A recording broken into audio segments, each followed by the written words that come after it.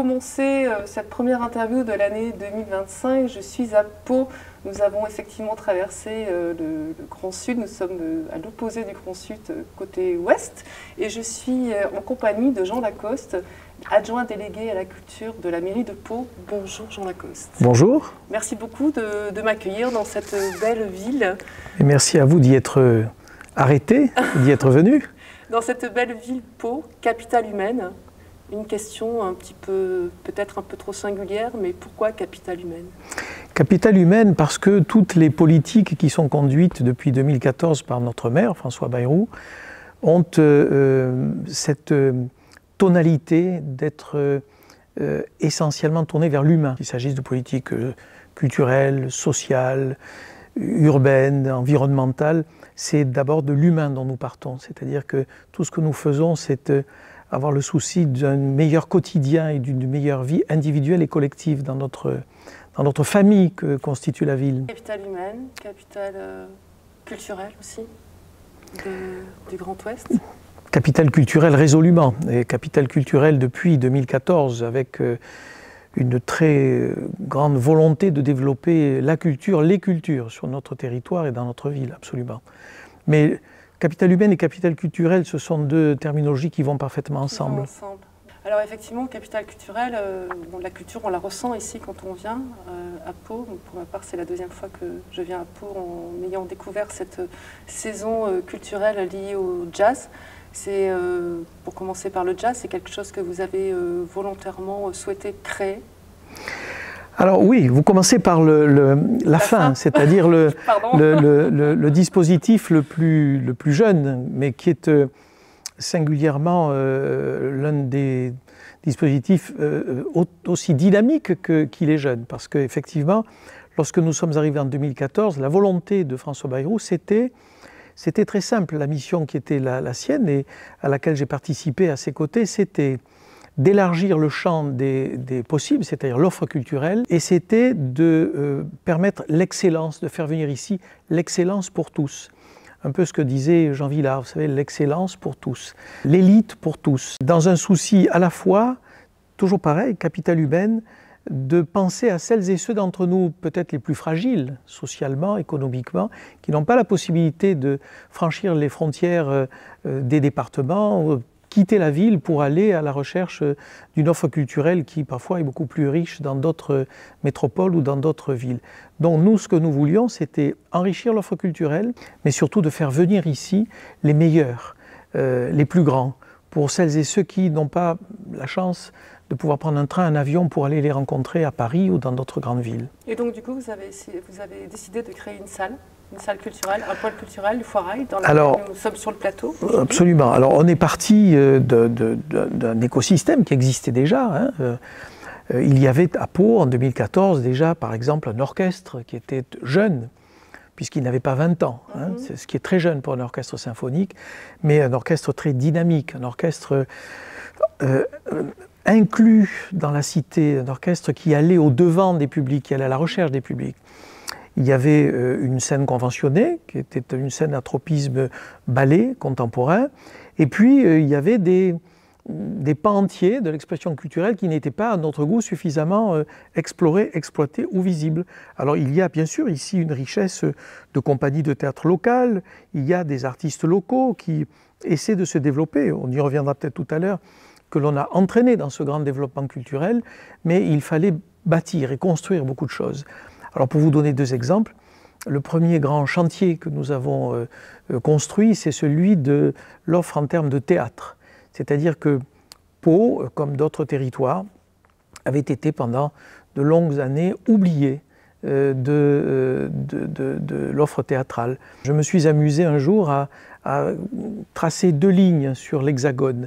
L'une qui va de Bordeaux à Grenoble et une autre qui va de Bordeaux à Toulouse.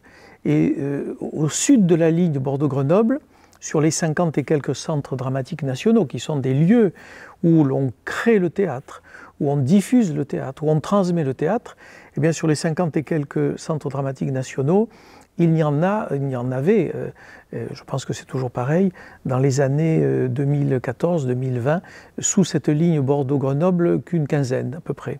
Et puis lorsque l'on regarde sous la ligne Bordeaux-Toulouse, il n'y a aucun centre dramatique national en termes de théâtre. Donc la volonté du maire de Pau, ça a été d'implanter ici le théâtre contemporain bien sûr, mais aussi et surtout le théâtre de texte, le théâtre du répertoire, donc le théâtre d'auteur. Donc ce que nous avons fait dans un premier temps, c'est que on a réinscrit Pau dans le trajet des tournées des grands noms du théâtre, c'est-à-dire qu'on a fait une belle saison, donc on a soigné la diffusion. Puis ensuite, on s'est dit qu'il fallait, pour que ceci dure dans le temps, installer le théâtre en termes de création, de médiation, de transmission. Et donc, nous avons bâti les fondations d'un centre, ce qu'on appelle le CRCTP, qui est un horrible acronyme, et qui est le Centre de recherche et de création théâtrale de Pau, qui lui se spécialise, qui est aussi un nouvel équipement, un nouvel objet culturel. Un laboratoire ?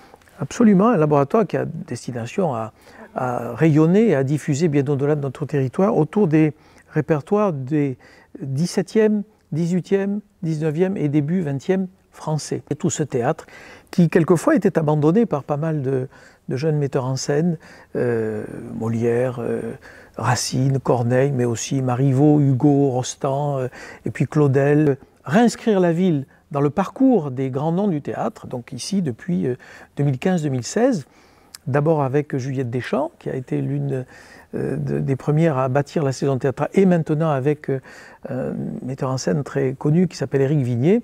Les plus grands du théâtre viennent, les plus grandes compagnies. Donc on a réinscrit Pau dans ce circuit. Mais ensuite, pour que ça dure et que ça nous survive, il faut en faire une ville de théâtre, mais de création et de recherche. Et donc on crée cet objet qui n'existe nulle part ailleurs, ni en France, ni même en Europe. C'est carrément insolite en fait. Absolument. C'est un centre à la fois avec des chercheurs, des metteurs en scène, des comédiens, des auteurs, et on essaie de créer un écosystème où tous ces gens-là se rencontrent, ce qui n'est que très rarement le cas. Ils se rencontrent dans des grands festivals, mais après c'est fini, chacun repart chez lui. Nous bâtissons ce centre qui a déjà donné à voir une première production autour de Molière il y a 2 ans, et cette année, puisque en 2025 vous débutez votre tour du Grand Sud par Pau, une grande opération autour de Musset, c'est la 2e année, avec des jeunes créateurs, des jeunes artistes qui viennent des plus grands théâtres de France. C'est revenir aux fondamentaux finalement peut-être aussi ? Revenir aux fondamentaux, montrer au public que le théâtre se fabrique et donner à voir au public comment le théâtre était vécu à l'époque où il a été conçu. Notre ambition est de bâtir à la fois le concept de ce centre de recherche et de création et de lui donner ensuite un écrin qui sera dans une église anglicane qui s'appelle Trinity Church. Donc il faut créer un écosystème autour des formes d'expression théâtrale. C'est ce que nous faisons.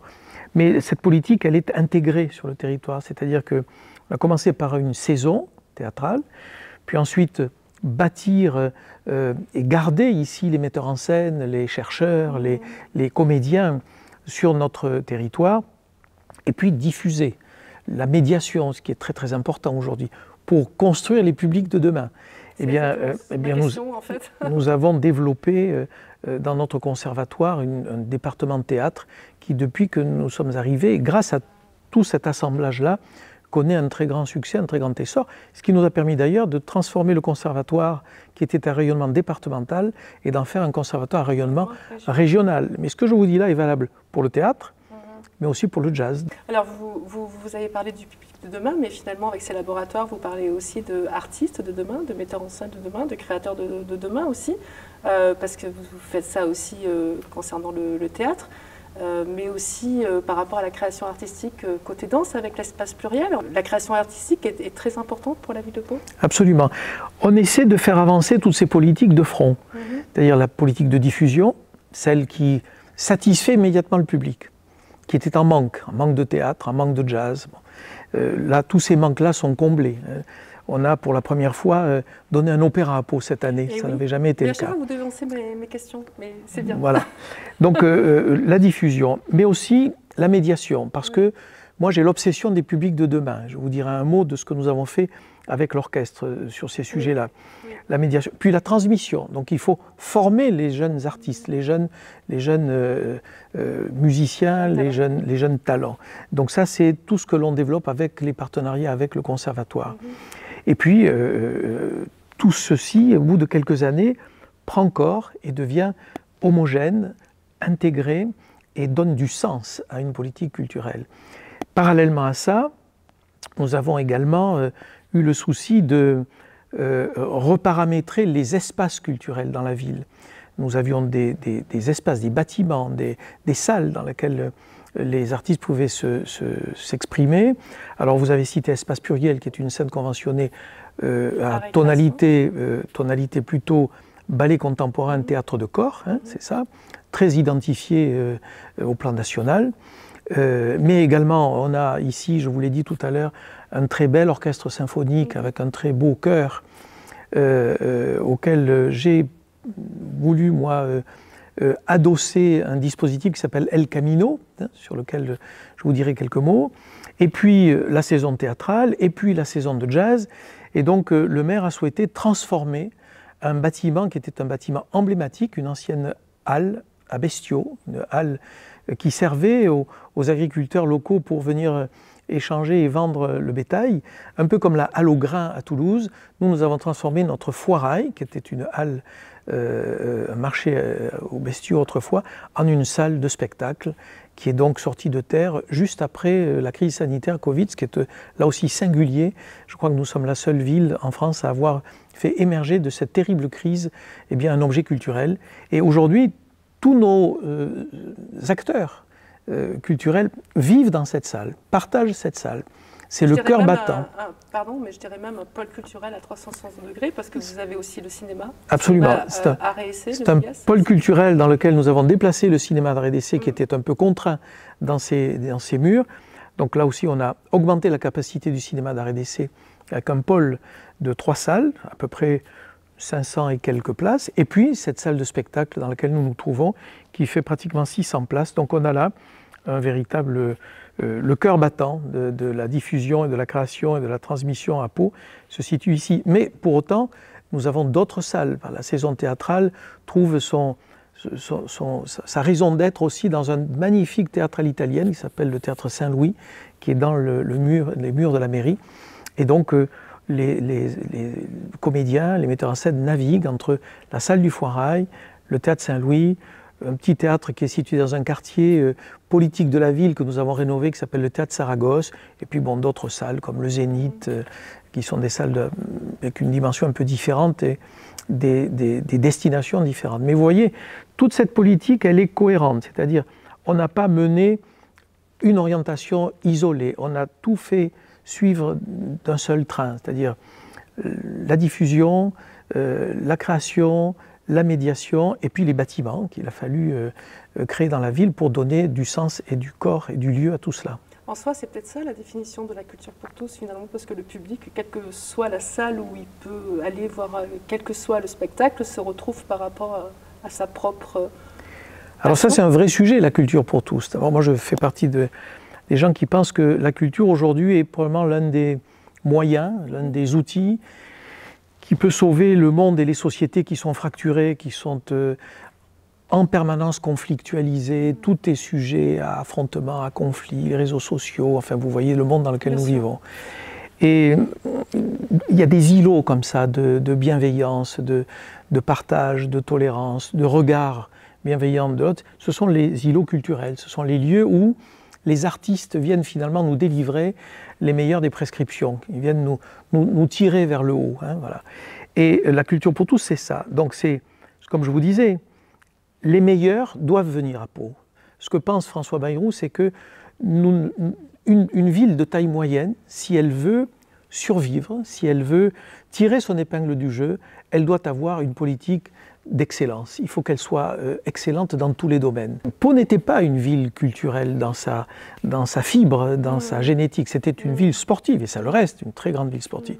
Aujourd'hui, je crois pouvoir dire qu'après 10 ans d'exercice de ces responsabilités, nous sommes parvenus, et on n'a pas terminé, nous sommes parvenus à faire de Pau une vraie capitale culturelle. Lorsqu'en 2014, François Bayrou a été élu maire de la ville, il m'a confié la responsabilité de monter avec l'orchestre ce dispositif qui s'appelle aujourd'hui El Camino et qui est parfaitement structuré, connu maintenant dans la France entière et même à l'étranger, puisque nous avons des relations d'académie d'orchestre avec la Philharmonie de Berlin, par exemple, que nos jeunes talents qui ont entre 6 ans et 18 vont jouer à la Philharmonie de Paris. Ce sont des enfants qui viennent de toutes les écoles élémentaires de la ville, que nous prenons 3-4 fins d'après-midi par semaine, dans un lieu dédié, où ils apprennent la musique classique en apprentissage collectif, hein, et ensuite ils répètent ensemble. Et aujourd'hui, on a un orchestre qui est une formation de plus de 250 jeunes, alors qu'ils vont de cet âge de 7-8 ans jusqu'à 18 ans, donc avec des niveaux différents, mais qui constituent une véritable famille. Non seulement ce sont des enfants qui n'auraient jamais fait de la musique classique, parce que, pour tout un tas de raisons que l'on connaît, même si on améliore les dispositifs et que les politiques sociales, la mixité sociale, tout ce que l'on fait pour favoriser l'accès à tous à l'apprentissage de la musique, mais il restait encore des barrières. Ces barrières, nous les avons rompues, on les a abattues. Aujourd'hui, on a des enfants qui viennent des quartiers politiques de la ville, qui étaient quelquefois en difficulté scolaire, qui, en pratiquant la musique comme ça lundi, mardi, jeudi, vendredi, eh bien, structurent d'abord une connaissance supplémentaire, une confiance en eux, et on s'aperçoit par exemple que non seulement ils bâtissent un projet commun qui fait sens, qui est reconnu par la population, l'Orchestre des Caminos est aujourd'hui un ambassadeur de la population paloise et de ce territoire, mais en même temps ils améliorent aussi leur performance à l'école, au collège, le comportement dans la famille va mieux, sur le palier ça va mieux, au pied de la tour ça va mieux, vous voyez, tout ça, ça crée du lien social et c'est que du bonheur. C'est ce que je vous disais, la culture est un des derniers moyens trop souvent inexploité, mais de plus en plus quand même bien reconnu, pour permettre aux sociétés de vivre dans une harmonie dont on a grandement besoin en ce moment. Vous disiez aussi que c'était l'une des meilleures prescriptions. C'est un médecin qui parle. On peut dire que vous êtes médecin aussi. Absolument, absolument. Alors il y a tout un tas, là c'est un sujet aussi qui nous éloigne un peu, mais qui est dans le sujet. En fait, moi je suis maire adjoint en charge de la culture et de la santé. Mais ce n'est pas un hasard, je pense que l'un peut aller avec l'autre. Alors la santé, parce qu'effectivement, c'est mon métier d'origine, mais vous savez, il y a des neurophysiologistes qui ont étudié ça de très près. Un homme qui s'appelle Le Marquis, en particulier à Montpellier, qui a étudié ça. On s'aperçoit que lorsque le public assiste à un spectacle, théâtre, concert, musée, une œuvre d'art, eh bien, l'émotion fabrique des endorphines qui sont des endorphines de la récompense, du plaisir, de l'apaisement. Et donc, quelquefois, un bon concert, une belle pièce de théâtre, la visite d'un beau musée valent toutes les ordonnances d'anxiolytiques que les médecins pourraient vous prescrire.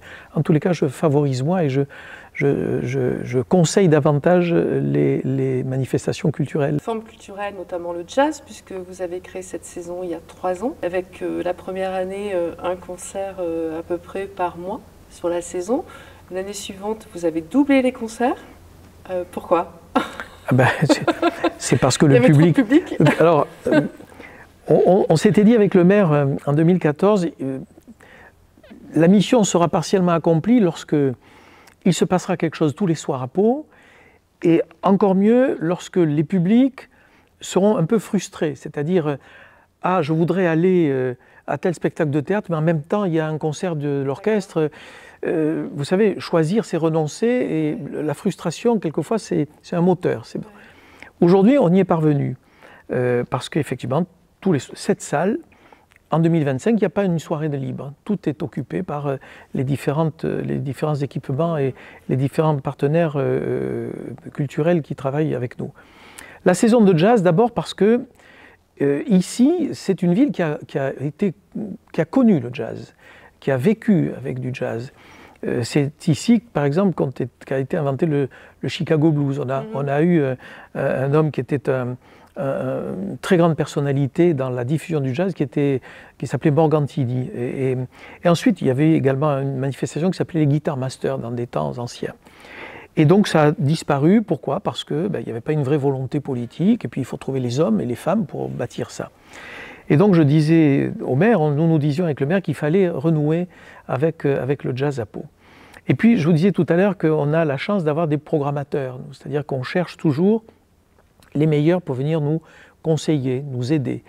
Ça a été le cas avec le théâtre, Juliette Deschamps, Éric Vignier, et puis on a eu la chance de rencontrer un programmateur qui est un très grand programmateur de jazz en France, qui s'appelle Stéphane Cochoyan, qui est devenu un ami avec qui on a un très grand plaisir à travailler et qui nous a fait venir tout de suite, par ses connaissances, par ses réseaux, par le fait qu'il est lui-même un artiste pianiste de jazz, les meilleurs. Donc la première année, c'était extraordinaire. On a été stupéfait de voir le succès que la première saison a remporté tout de suite avec des gens comme Kyle Eastwood, China Moses, etc.